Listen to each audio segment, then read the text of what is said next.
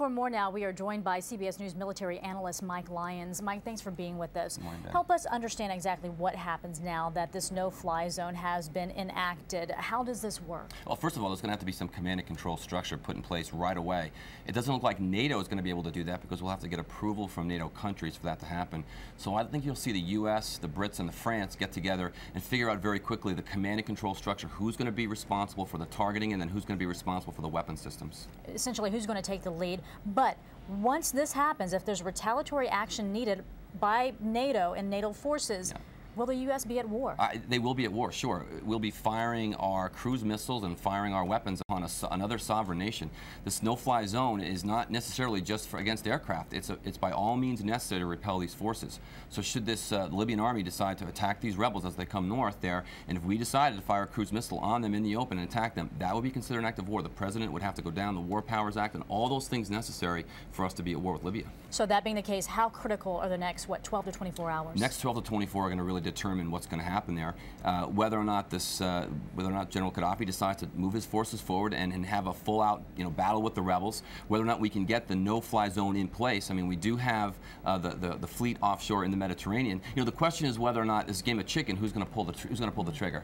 Because if we see him moving forces, are we going to then fire that cruise missile and fire that first shot that'll really send this country to war again? Well, Gaddafi says, the hour is now. The time is to take out the rebel forces. That's what he has vowed to do. So you're right, this is a game of chicken. But at the same time, were you a little surprised that when the U.S. went into this UN resolution discussion and when they went to vote, there was a little bit of an about-face because they decided to do more than just a no-fly zone? Betty, we changed our policy in the last 24 hours in the United States, and you saw, the Arab nations have supported it. You saw the Russians stand on the sidelines and not support it, which means that they do support it. They want to see the action happen. So there's so many things going to take place in the next 12 to 24 hours that will determine what happens there. Okay, but this allows them broad military powers. What does that mean essentially when it comes to the tactics? From a military perspective, the city that they're defending there, they have the Mediterranean Ocean to their back. So from the military side, it's going to be a very easy fight because we'll be able to go over the horizon and attack his forces well deep into Libya. So we don't have to worry about a 360-degree battle here. So from the military side, tactically, it's going to be very easy to defend. We'll be able to defend from the sea and from the land on all forces. Everything but ground troops, right? Yeah, no troops on the ground. The force says no troops on the ground, but there's going to be enough power in the air that'll be able to stop that army in its tracks.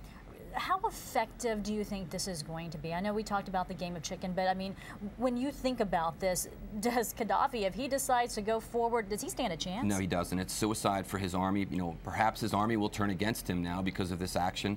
But many Libyan troops will be killed as they're in the open if they're trying to invade that city to the north to invade Benghazi. I think you'll see the Americans be very calculated with these kinds of decisions. They'll make sure no civilians are in the area. We'll do everything we can to make sure that there's little collateral damage altogether. So from Gaddafi's standpoint, is he in a race against time? Because until the UN gets all of its ducks in a row for all of this, he's got a little time to push into Benghazi, the rebel stronghold. I mean, is this his time to strike? He does. It's 24 hours or not. If he doesn't do it within the next 24 to even 48 hours, then he really has lost that chance of any opportunity at all. We'll be in place. The fleet is already there in the Mediterranean, has established these targets. We've got eyes on the targets right now.